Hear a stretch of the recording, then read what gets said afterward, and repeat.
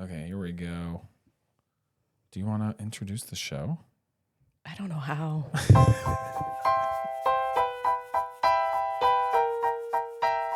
Our second nominated picture this evening is Gosford Park, a film with 15 maids, butlers, cooks, and chauffeurs, and not one of them is black. As it turns out, they're all British. And here's what's even more strange. Not one of them is Michael Caine. Ladies and gentlemen, Gosford Park.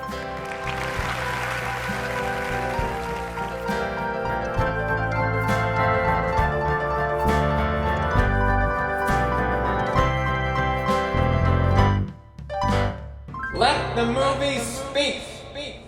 Welcome back, everybody. This is our second course, as it were, our second dinner party episode. And I'm Travis. And I'm Annie. And she gets no theme song this week, as we discussed. That's all right. Been revoked forever. And we are here to talk about a 2001 picture. I'm trying to remember. The only post-2000 movies we've talked about are like Baby Driver and 12 Monkeys you were here for. That's 90s, though. Yeah. So not a lot of stuff post-2000 on the podcast so far. And this is probably not the world's greatest example of post-2000 cinema No, in some ways. Definitely calling back to a previous age. Yeah, in a couple ways, I feel. So excited to get to that conversation and figure out how we're going to approach talking about a movie which is mostly just talking. It is. Or actually just looking. Lots of looking. Lots of looking. Lots of sarcastic, passive-aggressive aristocrats. So that'll be fun. But before we get there, we got to talk about what we watched this week.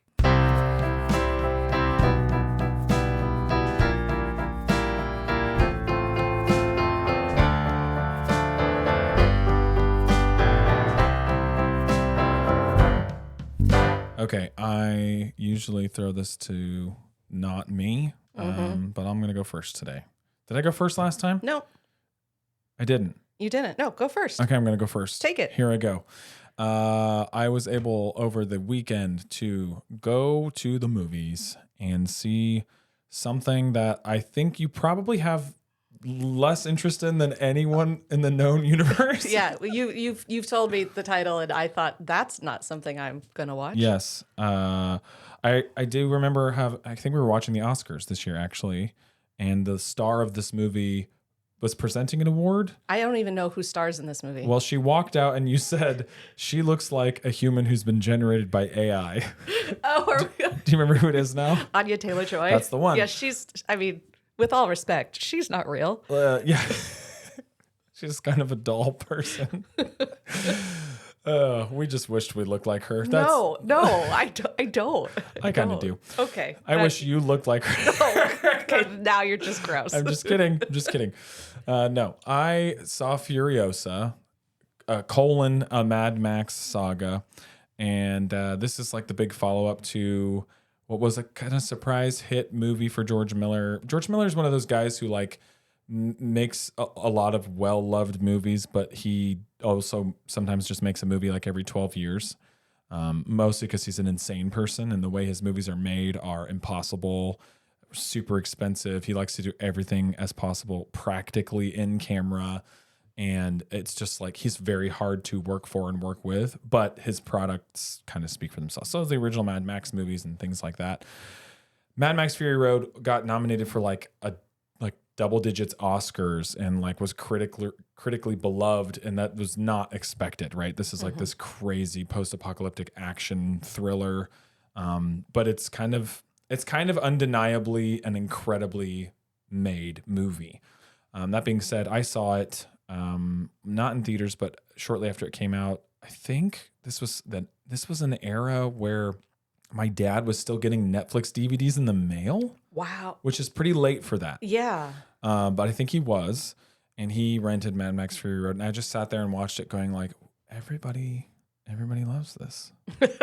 I'm watching it and I don't So that's a theme for the day. Yeah. I get why certain people would love this, Right. but everybody loves Right. this.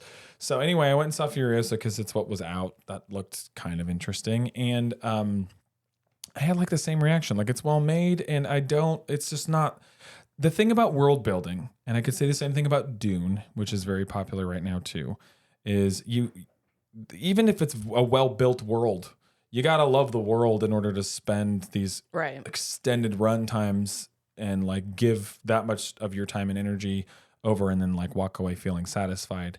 And so like, while I think things like Dune and Mad Max, the new couple movies, are really, really well made movies, I'm just like, they're just heavy and Right. dreary and dusty. You're selling it. Well, like, I don't know. Like, I think they're well-made movies. I just don't love to live in those worlds, I think. That's number one is that. Number two is Anya Taylor-Joy is a very distinctive looking human being. Yes, she is. And she's been recast in a prequel role for Charlize Theron's character, which is just odd, not because of the skills of the actors involved. They're both quality actors, but she just doesn't look like anyone. No, like they have a totally different aesthetic. Like they have a different, they have a totally different vibe, a different type of beauty, a different, yeah. So it's a hard sell as a recast. You know, I'm a big fan of recasting people rather than like digitally aging them, de-aging them, or whatever. Mm-hmm. This was just a weird fit, I thought. And then the biggest problem with the movie is it's a prequel. And I have seen very few prequels in my time that like you can't provide solid stakes because you know where the next movie is, right? So this is a problem in big franchise movies like Star Wars and whatever else. And it's hard to make a prequel have stakes. And this isn't one of them because you kind of know her arm's going to end up coming off. That was in the other movie. She's going to shave her head. That's in the other movie. She's going to end up being this like badass truck driver. What, you know, like all of those things are pre-established. And so, you're watching them happen, but it's like, well, and the only time those movies work, like prequels or movies where you know what happens, is when you can bring in new characters. But if it's the exact same characters, then yes, you run into this problem of they bring in new characters, but like, you know, they're disposable, right? Because they're not going to end up in the first frame of Mad Max Fury Road, which this butts right up against. So, I mean, if you liked Mad Max Fury Road, I think you'll probably like this, but I didn't, and so I didn't. That's kind of what I walked away with. How about you? What'd you watch this week? All right, so you and I have been working on the list of 1960s movies. Correct. And we've it's a lot harder to pick 60s movies than dinner party movies. Yes, yeah. And so we have a list. There's a couple that are still pending. Mostly the movie I wanted to watch the most. Now I don't want to watch it all. So that caused a problem. At this point, I should just make you watch it. But one of the movies I thought would be good on the list and that you stuck your little nose up at was Chitty Chitty Bang Bang. Oh, did you rewatch Chitty Chitty Bang Bang? I did. Almost. What is that? Because no. Here's I'm going to tell you you my one eye and you watched Chitty Chitty Bang Bang. I'm going to tell you my bottom line and then I'm going to backtrack. You're wrong, but you have a point. You're not that it's dumb. No, it is not dumb. Oh, okay. But it is not perfect, and so I will give you. These. What did I say about Chitty Chitty Bang Bang? Did I say it was dumb, or you just said it was dumb? Oh, okay. And you like rolled your eyes at me for even bringing it up. Okay. So here's what I will say. 60s musicals are dicey. I love Chitty Chitty Bang Bang. Yeah. It has a couple problems. One, it's freaking 3.5 hours long. As musicals tend to be. That is stupid. It is stupidly long. Yeah. So that shouldn't happen. But it was created to be a re-bringing together. There has to be a better word for that. Nope, that's it. You nailed it. There's no better word. Of Julie Reunion. of Julie Andrews and Dick Van Dyke after Mary Poppins. So it was trying to recapture Mary Poppins. Wait, magic. they're in it? Dick Van Dyke's the lead I didn't of even Chitty Chitty Bang remember Bang. that. Okay. But Julie Andrews backed out before they started shooting because she was like, this is way too close to Mary Poppins. I don't want to do this again. 3.5 hours of my life I don't have to give. Oh, well, way more than 3.5. No, but okay, so you have this movie. It is made by Disney for children, starring Dick Van Dyke and I promised myself I was going to remember his name, Benny Hill. Is that the Yeah. that guy? So, I mean, you know what you're getting, right? And so it's over the top and it's really bright and energized and fun, but it has good music and good lyrics. Yeah. And it's creative and it's hilarious and it's stupid humor. Like, Yes. the heroine keeps driving into the lake. It was written by Ian Fleming. What? Yes, Chitty Chitty Bang Bang is written by Ian Fleming, and you know it because the female lead's name is Truly Scrumptious, gross. which is like the kids' version of a Bond heroine. But anyway, that makes me feel weird. And then at the very end, you have like this like magical evil German kingdom where the Germans are all German. Yeah, but like Loud. Camp and stupid. And they're trying to like get rid of all the children. And then the British man, Benny Hill, and Dick Van Dyke come in and they save all the children from the Germans. And this is made in the 1960s. And you have a Brit and an American going and stopping the Germans from wiping out a portion of the population. Right. It feels a little on the nose. But I really like it. Okay, so here's what we're going to do. No, seriously, this is what we're going to do. This is going to become its own separate poll, people. If you would like us to cover Chitty Chitty Bang Bang, that'll be option 1. Option 2 will be Mary Poppins because it's probably the superior film. Yeah, and yeah. And option 3 will be our original plan, which would be West Side Story, 1960 whatever, and West Side Story 2020 whatever. We're going to do both of those. So if you want to see us talk about it, you're not going to because this is a podcast. You'd have to be here when we record it. If you want to hear us talk about Chitty Chitty Bang Bang, vote A1, Roman numeral I. Vote 2 for Mary Poppins, just the first one, not the second one.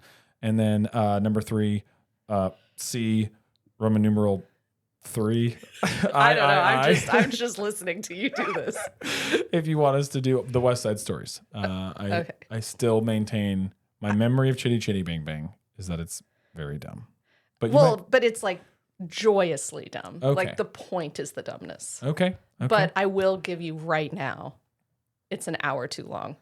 I think Mary Poppins almost is. Right? Yeah, it's pretty long too. There's one dance routine where Dick Van Dyke is basically just recreating the chimney sweep dance. It's the same dance. I'm like, we've already seen this. Although what I will appreciate is that everybody in that film is British except for Dick Van Dyke, but they just let him talk like an American. Oh, like they don't. He's not like Mary Poppins. They're like, you know what? We're not gonna do that accent. That was pretty cool when Lin-Manuel Miranda was like, "Let's just do that again," and he was like, Mary Poppins, like 3 years ago, and we were like, sure, whatever. Sure, why not? So, anyway, I'm lobbying to do 2 movies that are both long rather than one dumb one that is too long. So I will say, I'm trying to figure out how to say this on our podcast and keep it with our clean rating. The German king and queen have a song near the end that is it called Heissen, Feissen, Seissen? No, but like, how do I phrase this?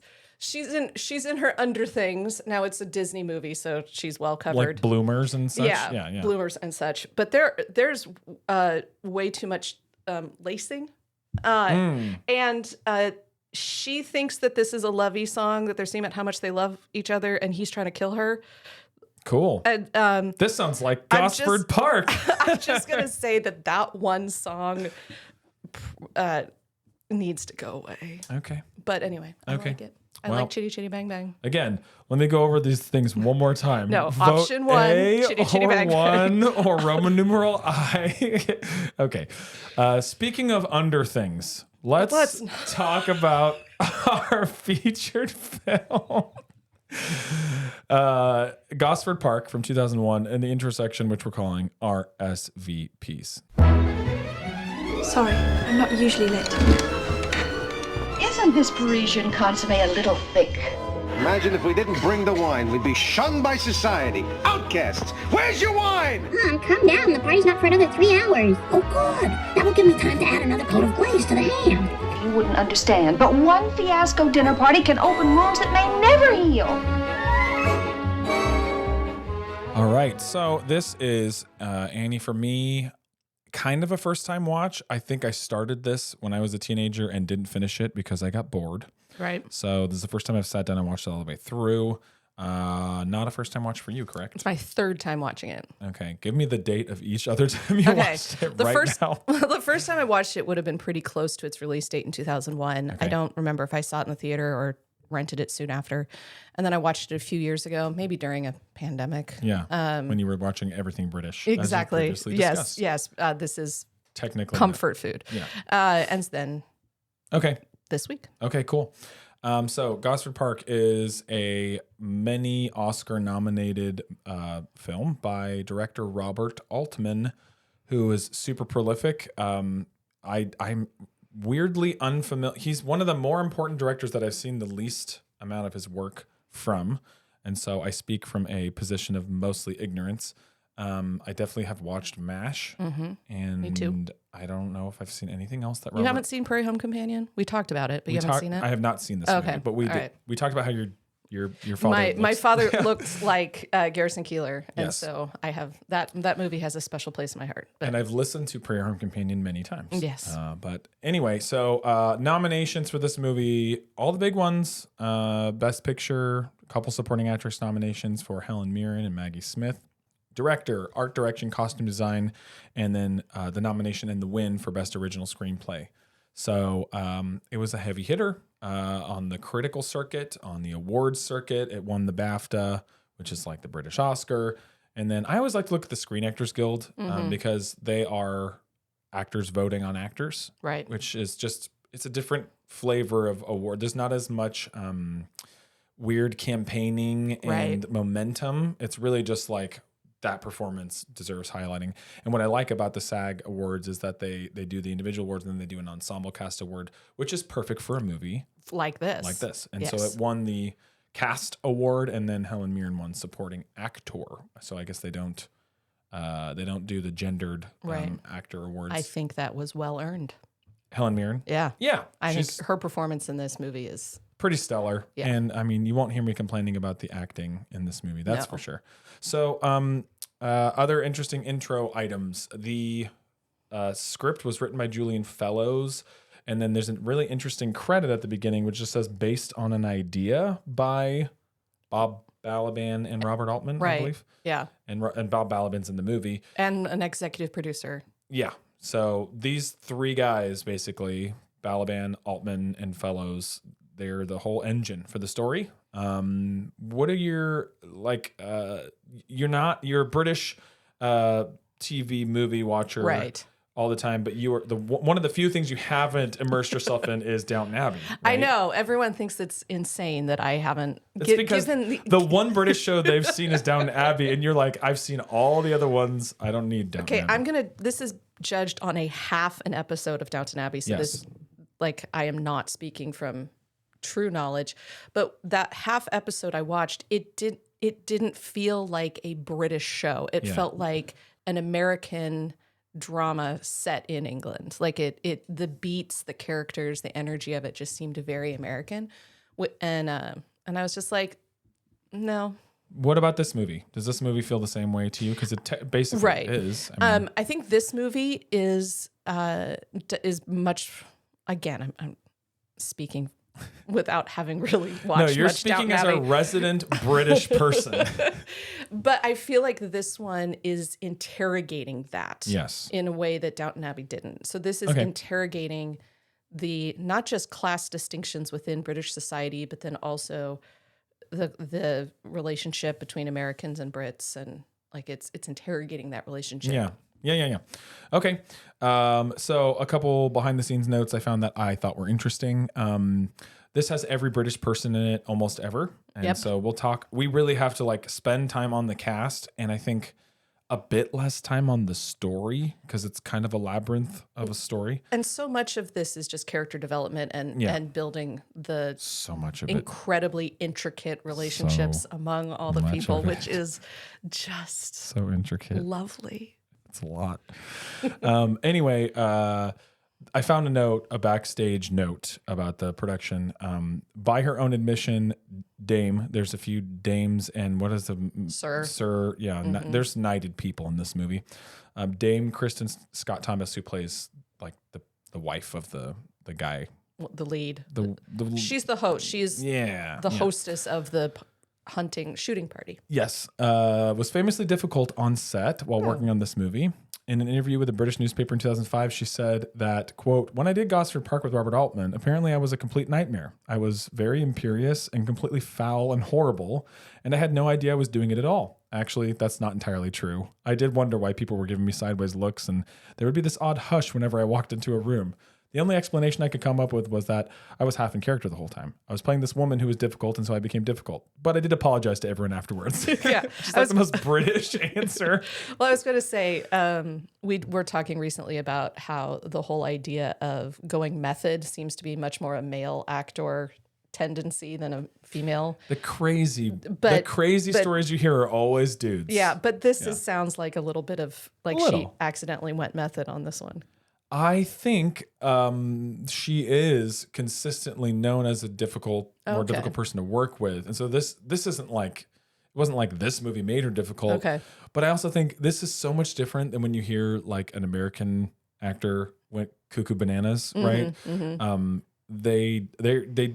These dudes typically are not apologetic Right. about this. No, they're bragging. Yeah, and they're like, I had to do it. Yes. It was necessary. And she's like, well, I was kind of a tool, and then I said sorry to everyone. I just think it's kind of great. Okay, another note. There's no animal rights tag in the closing credits for this movie. This is the note from IMDb. I love it. The shooting scene was filmed with real birds, and they were shot. I thought this was going to be about the dog because everybody's trying to get the dog to go away and shut up. I thought the dog was going to die about halfway through the movie because the dog is such an annoyance in every scene for some reason or other. I'm like, oh, between the bottles boldly labeled poison, which I'm sure we'll get to, and that dog, I'm like, oh, that dog's not going to make it. Yeah. So anyway, I just think the way that this is phrased, the shooting scene was filmed with real birds, and they were shot. Well, okay. While we're on the note, I had another note. This is actually from the closing credits, but it's fine to say here. Yes. These are all fictional characters except for one. The movie star guy. The movie star Yes. is a real. I'd actually never heard of him before, but he's a real movie star. Although this back from the 1930s, but this obviously is all imagined. So there's a note at the end of the credits, and it says, and the actor's name is Ivor Novello. As far as the producer knows, the real Ivor Novello never visited the fictional Gosford Park imagined in this film and never participated in the events depicted in this film, which are totally fictional. Oh, that's great. So I thought whoever is writing this material having a little fun is having fun with the credits. That's fun to see.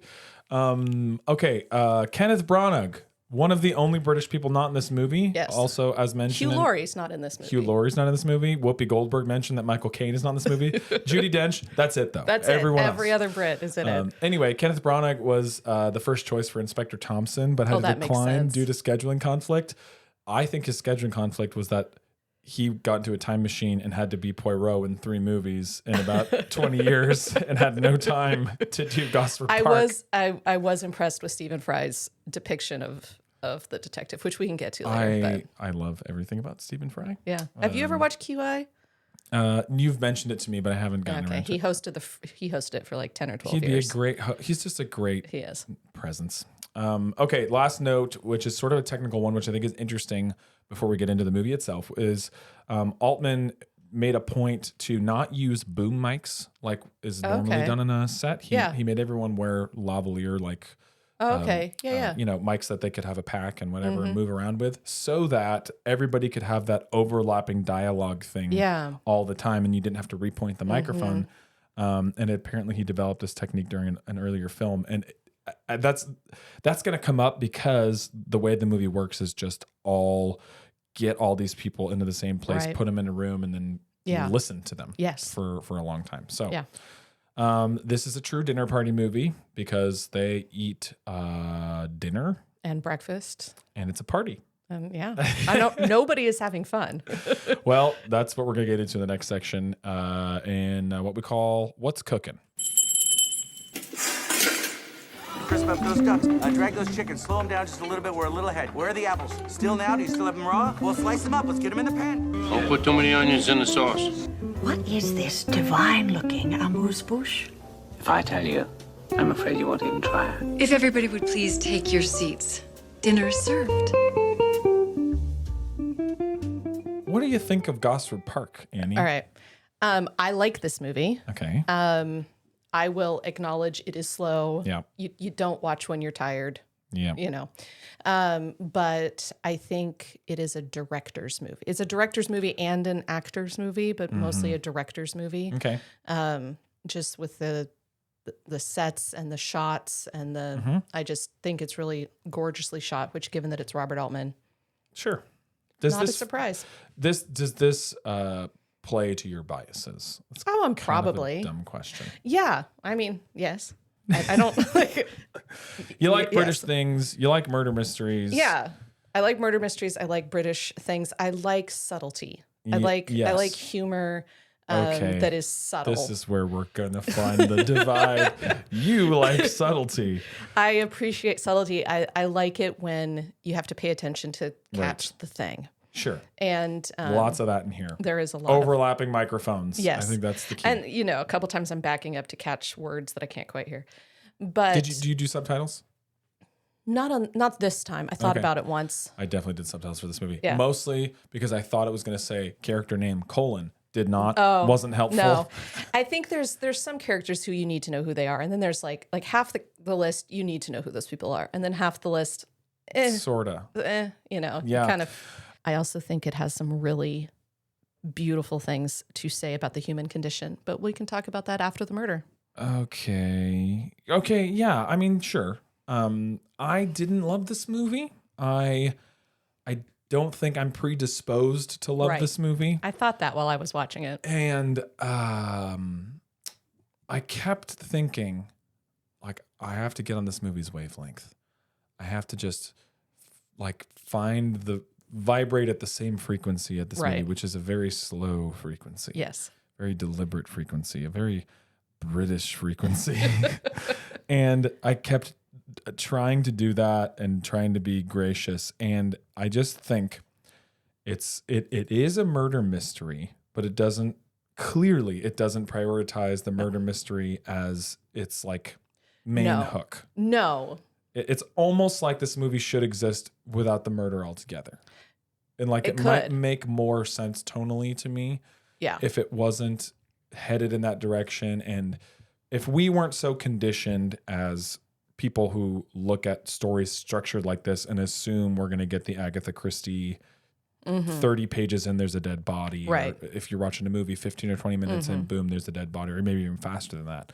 So I found this movie hard to react to because it's obviously of quality, but it's so mellow.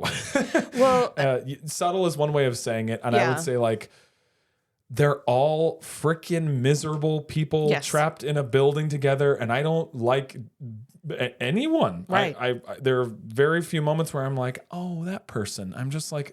I think there's one character, two maybe. There's some of the maids. Some of the maids.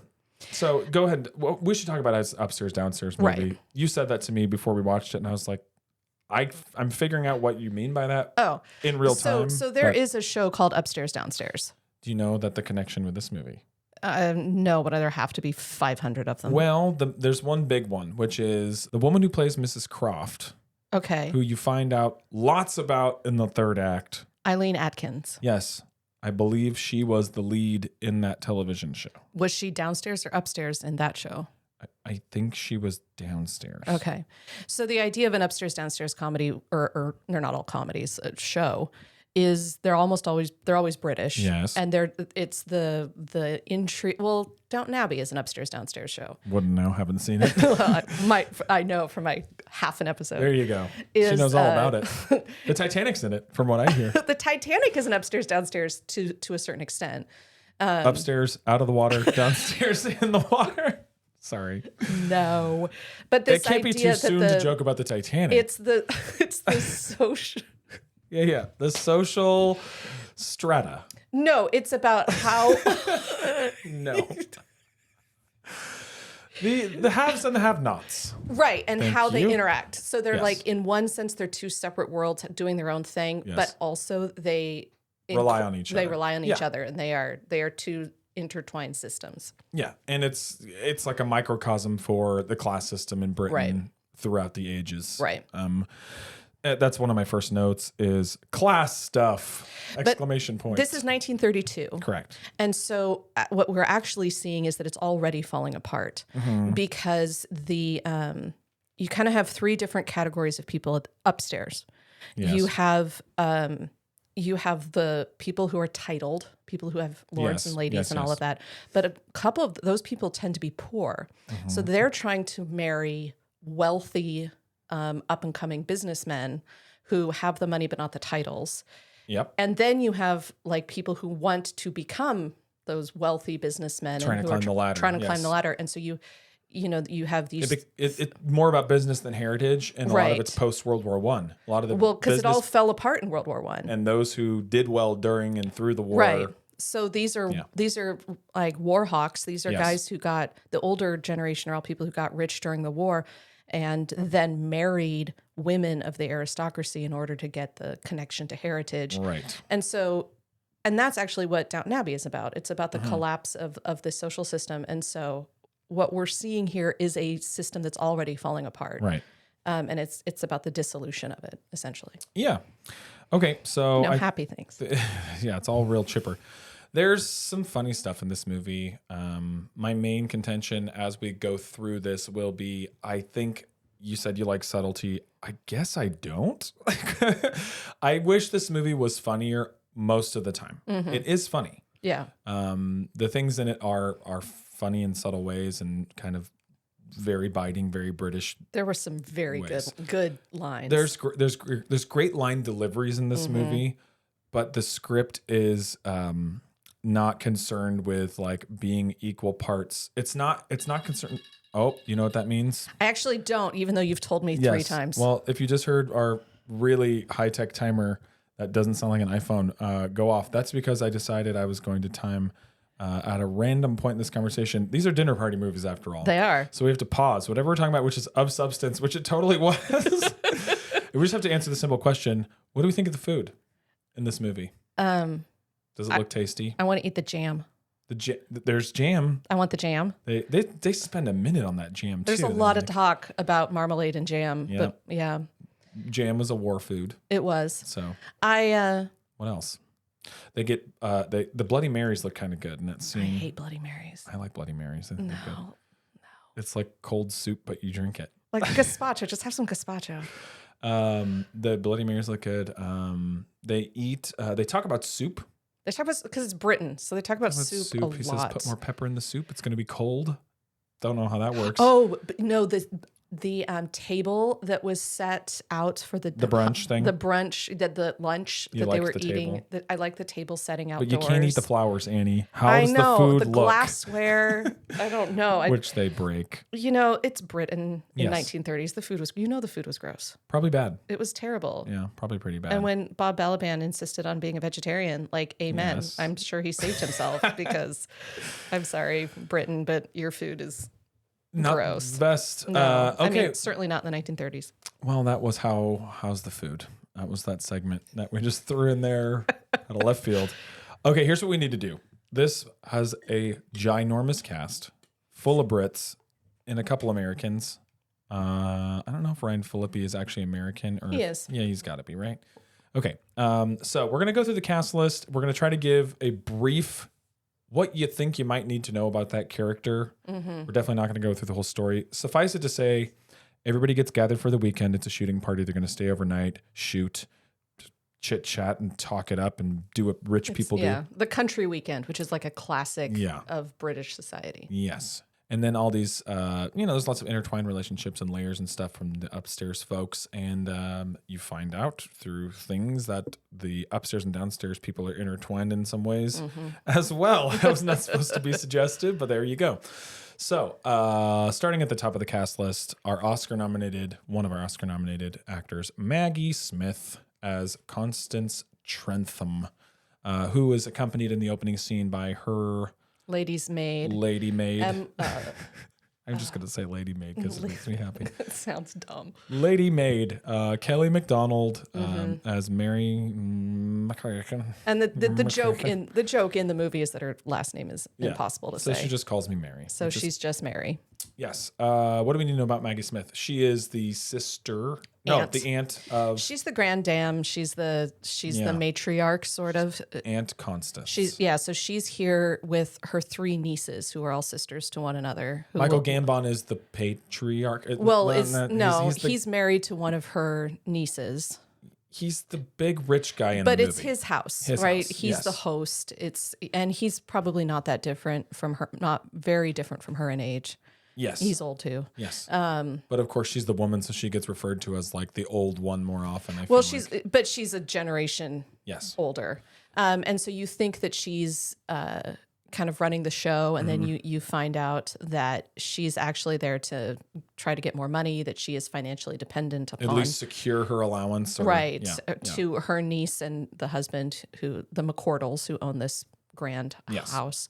And so she is there for the weekend and the hunting, but her social and financial position is not as strong as she pretends, which is why she has this maid, Mary, who doesn't know what she's doing and is a fish out of water. And she says she's cheap. Because she's cheap, because she can't afford to have the, right kind of maid. And if this movie has anything close to a from their perspective character, it's Mary. Yes, I think so. Next on the list, Michael Gambon, whom I love as an actor. Okay, let's play the game. Yes. Maggie Smith. Where would you know Maggie Smith from? You're only allowed to give one answer. Where would someone know Maggie Smith Well, I think most people know her from Downton now. Okay, I would say McGonagall. She's in Harry Potter. Oh, she's McGonagall. She's McGonagall. Michael Gambon. Where would you know Michael Gambon from? Well, I mean, he's Harry Potter. Who is he in Harry Potter? He is Harry Potter. It's weird casting. He's a little old. I haven't, you know what? He's Dumbledore. Oh, was he the first Dumbledore? Second Dumbledore. He's the second Dumbledore. He's the one that didn't die. He's the one that didn't. Okay. Robert, someone is the first one, and he croaked. Okay, so I read the with books. Spencer Tracy somewhere. Yes. Yes. I haven't seen all the movies. I haven't seen all the Harry Potter movies. I've seen a couple of them, but movies are really good. I know. I've read the books through twice. Harry Potter is one of the most consistent film franchises as far as quality goes of any movie Which is ironic since they had different directors. Yeah, but they must have had some pretty strong producing. Good ones. The first 2 are the least. They're fine, but they're the least good. And then once you hit the 3rd one, that's true of the books too. The book, yeah, but then we've talked about how the 5th book kind of goes. The fifth book is boring. It's like the Star Wars thing where they just sit around and talk about Senate policies, bureaucracy. And stuff. Yeah. Okay, Michael Gambon is the male host. You find out lots about him in the 3rd act. We'll talk about him. We'll talk about him later. Post murder. We'll talk about him post murder. Yes, he's married to Kristen Scott Thomas, playing Sylvia McCordle, and she is one of the 3 sisters. And she and her sister Louisa Stockbridge, that's the character's name, played by Geraldine Somerville. We find out that he wanted to marry one of them for their social cachet, but he didn't care which sister he had. And so they cut cards to see who would marry him. Cool. Yeah, which tells you about why these relationships are terrible. And they are terrible. And it's implied that he's having an affair with his sister-in-law, but I don't think that's quite made clear. But everybody be sleeping with everybody in this big old mansion. And then so then you have, let's go with her. So then you have Geraldine Somerville, Louisa Stockbridge. She's there with her husband, played by Charles Dance. Who I love so much. Okay. I don't know these women as well, but I can't play the game. Where would I know Kristen Scott Thomas? Well, I know her from The English Patient. Okay, there you go. And then what was the other one? I don't know Geraldine Sumler. I'm sure I will if I looked it up. Give me your Charles Dance answer. What would we know Charles Dance from? Pick one thing. Well, I mean, it will not be the same as mine. I guarantee it. I don't know. I just know that he's in the Game of Thrones. Is he? I haven't watched Game of Thrones. No, he's a major. Well, and he's also in what was it? One of those Jack the Ripper shows. Oh, okay. Did you watch this? Yeah. I'm embarrassed. I know him because I just watched this recently, but it's just a crazy shift between this movie, which is only 1991, maybe. So like maybe a decade. Alien 3. He's in Alien 3? Yes, he plays like the male lead in Alien 3. Really? But it's like it's such a different world, these two movies, because he's so stuffy in this movie. Yeah. Like everybody This is what he usually plays. He usually plays the stuffy aristocrat. He plays like an autopsy guy and locked away in a space prison. It's great. That's amazing. I just watched wonderful role. his episode of Who Do You Think You Are, and I Yes. kind of fell in love with him. He's I was great. like, I love you, Charles Dance. He's great. Okay, then we have another couple, Anthony and Lavina Meredith. So this is the other sister, the third Yes, sister, who yes. has married a man who is financially dependent on his brother-in-law also, and is begging for a job. Spends the whole movie begging for a job. Yeah. Let's They're see. kind of boring. Yeah, a little bit. He's just a whiner. You have the actor Ivor Novello, Played who by Jeremy Northam. I found out his brother. oh yeah, that's what I was going to say. Yeah, his brother actually played the piano for his parts. I guess the songs he was singing in the movie are literally written by Ivor Novello. The real Ivor Novello, In real but life. it's actually him, the actor Jeremy Northam, singing. So that's his real singing and voice. his brother playing the piano. And his brother Which is playing the kind piano. of a weird hybrid performance. He's good. Yeah. Doesn't get a whole No, heck of a lot he's to just do. there to sing. We've been through a lot of British people. Bob Balaban, the most American name that has ever existed. So he's his character's name is Morris Weissman, and he is there because he is an American film producer, Yes. and he is making a film about A this, Charlie Chan film. but set in a British Yes. country It's a real movie. weekend. Not Morris Weissman, not a real person. No.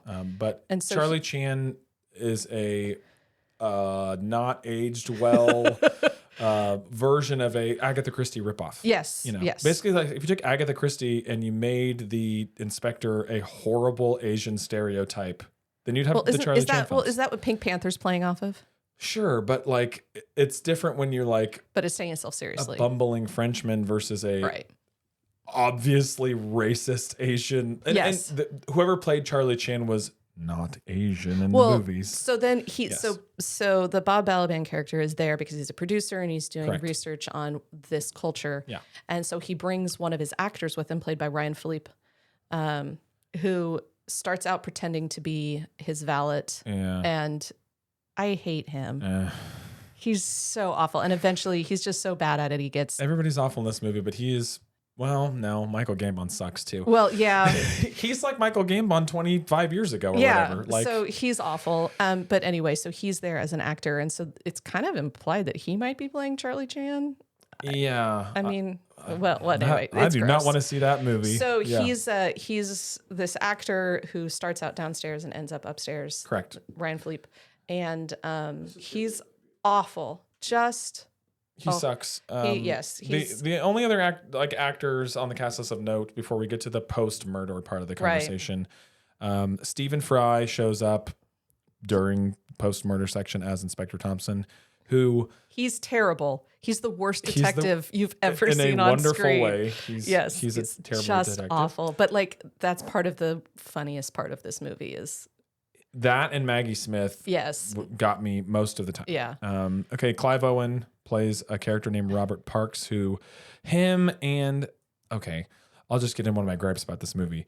It is so trying so hard to be a movie that doesn't really care about the murder mystery, and yet like they introduce like 5 of these male characters from the top, including Richard E. Grant as one of the kind of more senior butler dudes Yeah. who's been around a while. And it works so hard to like keep everything so secretive, and they all give creepy. Well, everybody wants to looks kill the this cameras. man because he's Okay. a terrible human I being. just like for the first 40 minutes when it's like, well, if I told you that, then I wouldn't have any secrets left. I'm just like, like it's a little exhausting, Yeah. especially because the movie is not built as one that's like, oh no, then it's all going to come to this huge yeah. climax. So Clive Owen's shrouded in mystery. He's one of the he's a valet for He's a valet for Charles Dance. yeah, exactly. And then you've got what would we know Clive Owen from? Lots of things. I don't know. He's been in a usually lot of- shooting people though. yeah, he's in like American action shoot 'em up movies. Yeah. Stephen Fry, I know him from a bit of Fry and Laurie. You might know him. He's just in everything. Yeah, smart guy, Large human. big boy. And Richard E. Grant. What would I know Richard E. Grant from? I don't honestly One don't of know. the all-time great faces, Richard E. Grant. It's one of those faces. It's a hey, it's that guy. Yeah, and like he looks like he's drawn on like sketched. Yeah, or and he has something. a very long face. Yes. You have Helen Mirren playing the housekeeper, Eileen Atkins playing the chef or Yep. the cook. Emily Watson is kind of the head maid. She's playing Elsie, the head maid, who's having an affair. Yeah, definitely. I mean, I don't know if does it count as affair. Sleeping with the. How does that not count as affair? I just feel like there's a anyway. It doesn't matter. Yeah. That's a good scene. I think. So she's sleeping with the lord of the manor, who's not a lord. Correct. That is one of the best surprising moments of the movie when like she is a well-trained on it servant in this house. She like is helping Mary, who's new to the whole deal, like showing her the ropes and teaching her the tradition and all that stuff. And then there's just a point where they're serving dinner on like the evening of the shoot. Yeah, the second night. Someone says something rude. His wife says something biting about him, and they're kind of trading these passive-aggressive remarks across the table. And she says, The maid speaks up and she says, like, don't talk about Billy that way. And she calls him Billy instead of Will, and his name is, no one would call him Billy. Right. And so that in and of itself, her speaking out of turn, which is like completely shocking. Right, could get her fired. And her calling him by like a nickname, a pet name, essentially. Yeah. It's like immediately everybody just freezes and they know. And she just walks out of the room or runs out of the room. That is really well done. Yeah. And what's her face? Emily Watson's great. I just watched her in Chernobyl. She's incredible. She's in my favorite rom-com ever with David Tennant. It's called The Decoy Bride. Nobody's heard of this. No. It's anyway, The Decoy Bride, Emily Watson. Good. David Tennant. Okay. Scottish Islands. Sounds good. Go watch it. Okay, that's enough. They all get together. They're all terrible people. You figure out some information that will end up paying off here and there, but then a murder happens. Like a double murder. Well, I think that means something else. Okay, you're right. The dog makes it. Remember, the dog survives. Dog, unfortunately. Yes, Michael Gambon You see somebody in muddy boots come and stab what you assume is a drunk and passed out Michael Gambon, and then he's dead. And then later on you find out he was already poisoned, and the stabbing may or may not have done anything at all. The stabbing didn't do anything. He was already dead. Which is... But you kind of figured out that quickly. Like that reveal happens pretty fast, because as soon as they lift his head up, they go, like, there's not very much blood There's here. no blood. Is that how poison works? I don't know. Well, we'll just keep going. It's poison just dry you out from the inside? No, the point is that once you're dead, your heart's not beating. And so if you get stabbed, it's not going to go... You're not going to bleed all over because your heart's not pushing. That makes more sense. Okay. So we get all the pre-murder talk. Post-murder... What is this? What actually happened? Spoiler alert for Gosford Park. This inspector shows up, and it almost like does this half, like trying to be like an Agatha Christie, people getting pulled in and talking to him. But like you said, he's the most feckless, like horrible inspector. One of the funniest things in the movie is his like partner, who's clearly like under him in rank, is like, sir, there's mud on the floor. And he's like, quiet down over there, will you? Yeah. He's like, sir, there's this book that's askew on the shelf. And he's like, shut up, I'm busy. There's a broken teacup. They have people to clean those things up. Like he goes to pour himself scotch. Like, sir, we haven't dusted for fingerprints. He's like, oh, okay. It's pretty great. It is very funny. It's pretty great. But the parts of the story that I feel like Altman cares about, that he wants you to care about, that end up being the real like emotional swing of the movie, is you find out Clive Owen is one of a bunch of children that Michael Gambon sired when he owned a factory and would just have his way with all of the female workers there. There's a lot of sleeping around, either most of it implied, and then a couple instances where it's like, I just walked in on something, right? But they kind of keep everything shrouded. Right. And so I feel like the crux of this movie is just trying to, I don't know, illustrate the power dynamic that is so out of balance between the upstairs and the downstairs, the have and the have-nots. And the way that they do is they zero in on Helen Mirren, Clive Owen, and Mrs. Croft, who you find out is Helen Mirren's character's sister, who had the same thing happen to her. She kept the baby, which was not the way things were supposed to go. So he is sexually assaulted both of these sisters when they were all younger. Yes. Both sisters end up having kids. Yes. The one who kept her baby, the baby died, and that's the cook. And then Helen Mirren begged him to take her back as a servant. Right. And she never forgave her for it. There's just all this ugliness. And then, but the housekeeper, Helen Mirren, they were the girls, and that's so sad that he has a whole system for this, right? Right. They were told that their babies would be adopted by good families when in fact they were just put into orphanages and treated horribly. Clive Owen is one of those children. And you find out Clive Owen's one of those children and is Helen Mirren's son. Right. Which he never finds out. Right. She knows. Right. He does not know. And Mary doesn't tell him. Yeah. And I think that's... You like that story choice? I do. Yeah. It's sad and dark and terrible, but I think what this is getting at is it's this... what good would it... What's that line? What good would it... What good would it do to what say... What purpose could it serve anyway? Yeah. And it gets said twice within like 10 minutes. Yeah. So, yeah. And I think this is looking at these people's lives upstairs and downstairs, and they are so constricted by heritage and manners, and they're doing everything they can just to survive, really. And these servants have learned that they need to be, they said that what makes an incredible servant is what's the word? Knowing. Anticipating. Yeah. And so they have devoted their entire lives to anticipating the needs of the upstairs. I know when they're hungry before they're hungry, and I have the food ready. I know when they're tired, and I have the bed turned down. That's Helen Mirren's whole thing. And she's like, I have no life. I'm a servant. And so this idea of like, I think the first time I watched this when it first came out, I would have been in my early 20s, and I just thought, what a horrible ending. Like what a like. There's no catharsis. He doesn't get to find out that his mother is alive and right there. Like, but I think nobody leaves this story happy. No. Yeah. And I think but that's how she wants it. Like she doesn't want that big emotional catharsis. And when she does break down crying, her sister comes in and says, be quiet. Somebody's going to hear you. And she says, at least he's alive. At least he's alive. Like, but it's this, they are so uncomfortable with emotion, and they are so uncomfortable with connection and emotional closeness that they don't want that moment. Yeah.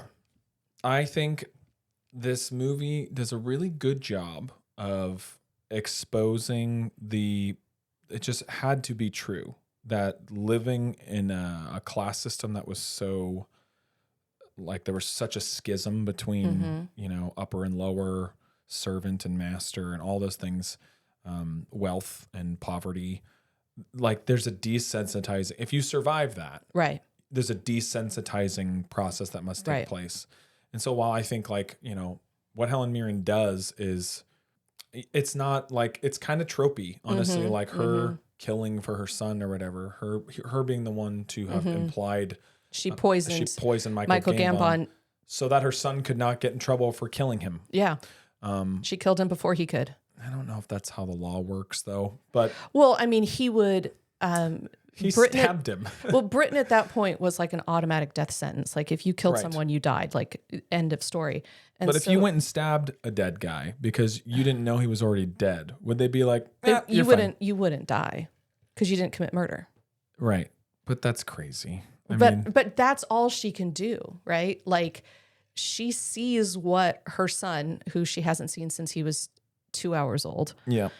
She knows what he's going to do, and the only thing she can do to protect him is to commit murder before he can. Okay. Let me give you a gripe. Okay, then I'm going to tell you why I think there's hope at the end of this film. Great. I would love to hear it because I wanted to blow my brains out as soon as I got done watching. I don't like that this movie, which is, dialogue well written, obviously stacked cast, everybody's acting their pants off, sometimes literally. I don't like that this movie doesn't, especially like in the third act or in the end, in its conclusion, it doesn't care about being a murder mystery, but the first hour plus, the first hour and a half of this 2 hour and 10 minute movie or whatever it is, it's still structured that way. And so these shrouded in mystery characters are so obvious and not in a way that's like, ooh, I'll file that for later and then it's going to be subversive. No, the minute Ryan Phillippe or whatever starts talking, you're like, okay, this is Ryan Phillippe doing like the thickish Scottish accent. But that's in the the point. world. It's supposed to be a terrible accent. It's so obvious. But I'm saying before they even say, his accent sounds funny, me as the American viewer is just going like, why is he doing that? Right. He's my least favorite part of this movie. Well, he's not supposed to be anyone's favorite, I don't think. Well, but no. that, I mean, even the Clive Owen stuff, like the picture, the minute Helen Mirren walks in and sees the picture and she has a look on her face, I'm like, yeah, that's her. Yeah. I don't like that the movie, it doesn't care to actually like thematically surprise you with a lot of this stuff.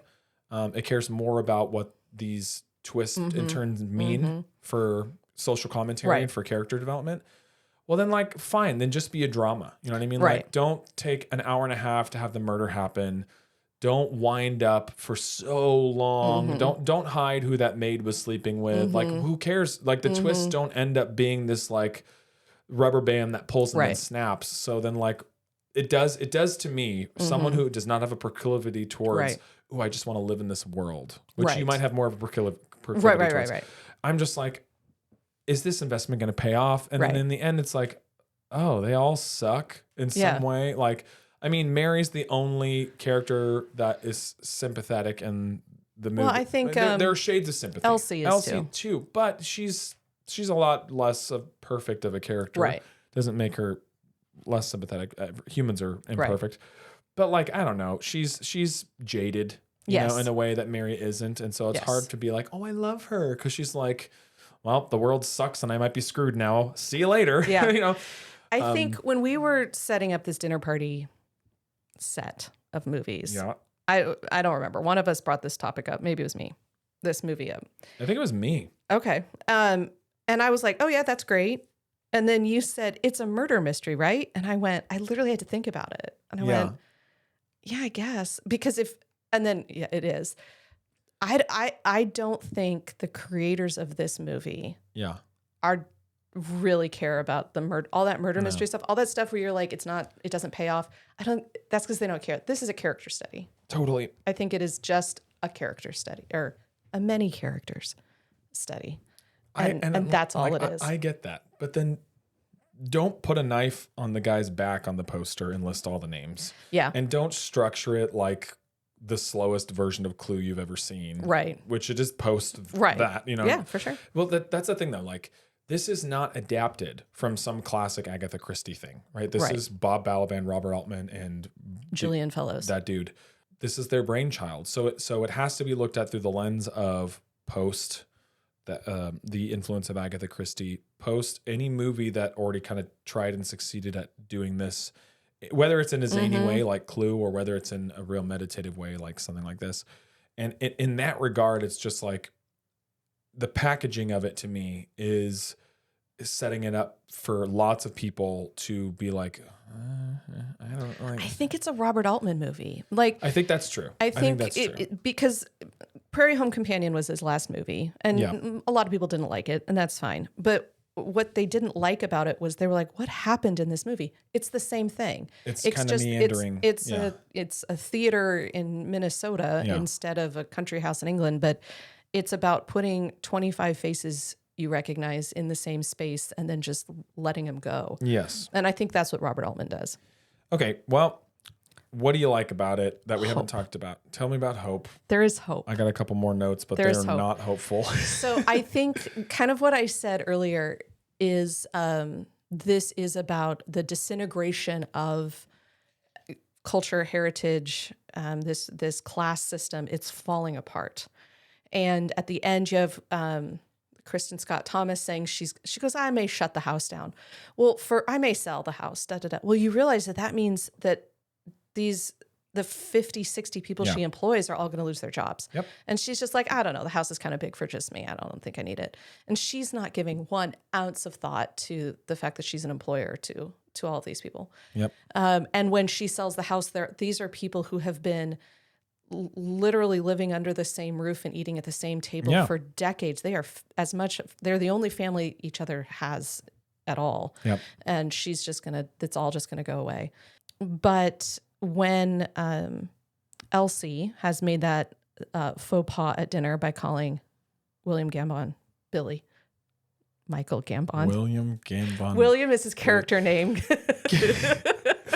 The Billy moment. The Billy moment. Yep. Like, and so she's kind of stuck upstairs and the two women, young women, are talking and she goes, Elsie says, I'm fine. Right. Like, this is a new chapter. I get to go be someone else and do something new. And you have to seize the day. And that's when Mary goes and like runs out and kisses Clive Owen and has the conversation with him. But then Bob Balaban's offers Elsie a ride back into London, and she had no intention of going to London. She was going home. She was just going to go to her village. And she was like, yeah.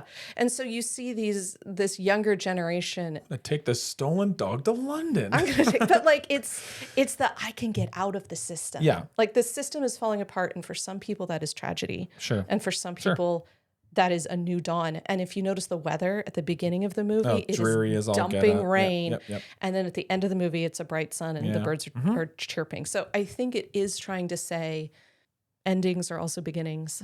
And the fall of this thing is probably good. And nobody is sad that this man is murdered because he was a terrible person. Right. And so everybody gets a little bit of freedom when he's gone. Yeah, that's all there. I don't disagree. I think it's all there. I think this is just this is probably just like Furiosa. Like this is even if it's a well-constructed world, a well-built world, I think it is. Yeah. It's like, I don't want to live here. What's my last note? My last note on my note says it's bleak and I like it. That is my last note. I would like to highlight one other thing that I liked aside from Stephen Fry. Here's what I wanted. I just wanted this movie to be more of a slice of life. And by that, I mean, like, I didn't live in the 1930s in the British class system as it's depicted, but like, I don't know, my experience with human beings and pieces of art that like reflect humanity and all kinds of situations that really connect with me is like, even when things are awful, you have to, it's like freaking Guess Who's Coming to Dinner, right? Even when the question is one that is so like difficult and whatever, it's like, the reason that felt so good to laugh at that movie is because I didn't know if it was going to like allow me to laugh about this. And that's very cathartic. Even though all these people are kind of horrible and none of them really like each other or love each other or, there's very little of that in this movie.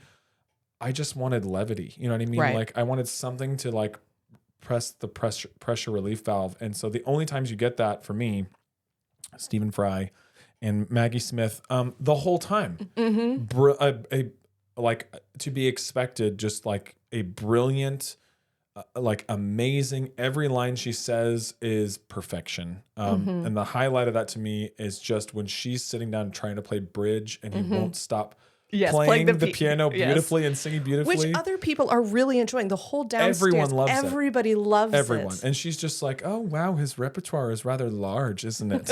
And then someone starts clapping and she's like, oh, don't encourage him. He might not stop. There are Bob Balaban has some great lines too, because he's shouting down the phone, trying to explain what's going on. What would we know Bob Balaban from? Well, he's in all of the Christopher Guest movies. That's what I know him from mostly. That's all. And he's Phoebe's dad on Friends. He is Phoebe's dad on Friends. Yeah, he's a weird character actor, but he is in every Christopher Guest movie playing Bob Balaban. Yes, he only ever plays himself. He's great. Yes. He's great. So he is shouting down the phone. Yes. Like those are fun explaining sequences too. What's going on around him. Yes. I really like his one line was, is she affected? Oh, he's talking about Clara Bow. Yes. And he's like, Clara Bow, this is a great role for Clara Bow. She's British, right? I mean, is she affected or is she just British? Which I thought and then he was talks a good about line. Claudette Colbert too, right? Yeah. He's like, is she British? She sounds British. She must be British. Yeah. That's a great American character. And, Yes. and a self-aware one at that, because Bob Balaban, came up with the idea for the story, is trying to, as an American with Robert Altman and the other guy, Julian Fellows. But Julian Fellows is He's British. Yeah. But the two guys with the original idea are like, ooh, let's write this story about 1930s British aristocrats. This was basically them just trying to find a way to do it authentically. And then his character is this producer who is like, I'm going to do this. And it's very meta. Yeah, it's super meta. Yeah. But the other line, line, the Maggie Smith line I liked was when, so the man's been murdered and one of the women is crying, like, and she goes, oh, do stop sniveling. Anyone would think you're Italian. That's great. No, you could like make a dartboard that you just threw a dart at, and like it would hit these amazing British isms. I love when it's like, oh, do I have to sit next to that dried up old trout? You know, like they can say those kinds of things all the time, and it makes me happy. But everything in between those little moments, and those feel like sort of like a desert with just like a little cup of water to me. They're just not fun people to be around. No, I think the lack of release valve is intentional.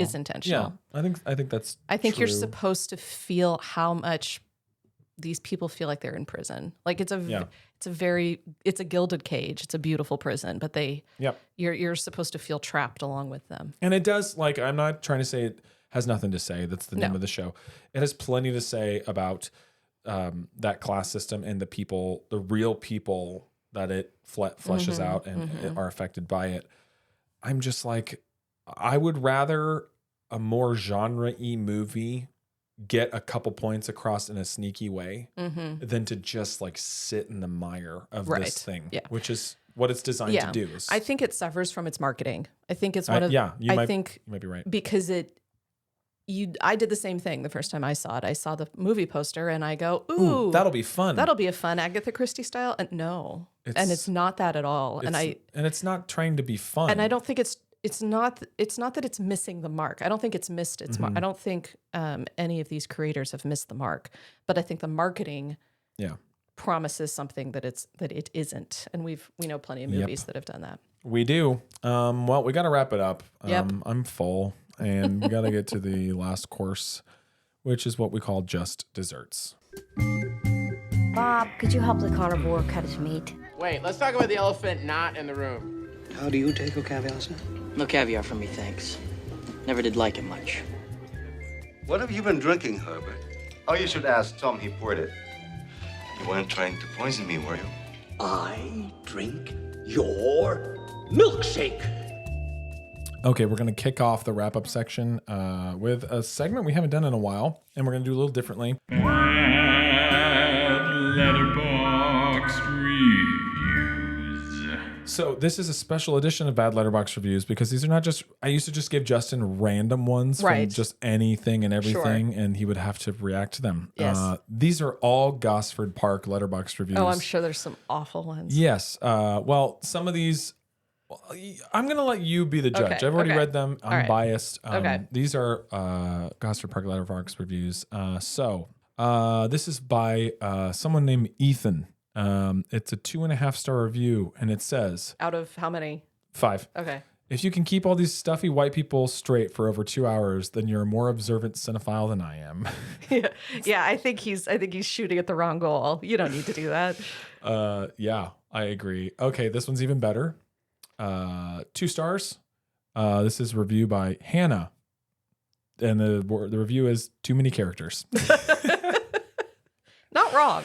I think that's correct. But I'm biased. Okay, here's another one. 2 stars by Stringer Bell. I don't know what that means.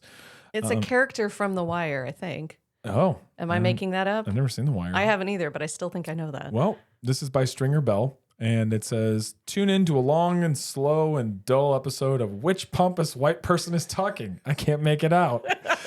It's not a bad script, but it's a bad movie. The first act drags. The second act is decent at best. And the third act is kind of laughable. I think that's, I like the first part of it. I think that the second half of that review is backwards. The first act is a little bit like, why? Yes. It's all set up. Yeah. And the second act is like more taut. And then the third act is, it is the thrust. Yeah. You're wrapping everything up. Okay. And last but not least, this is my favorite one. It's a 0.5-star review by Tim. Y'all know Tim, Come right? on, Tim. He just says, British people are British and you lose 3 hours. This is not a movie this is a movie I like, but it's not a movie I recommend. Because it's not a movie I think... Who's going to like this movie? Well, give you your final thoughts. I feel like I just did that. I think I just did that. Yeah. But... why don't you start over and give us your final thoughts again?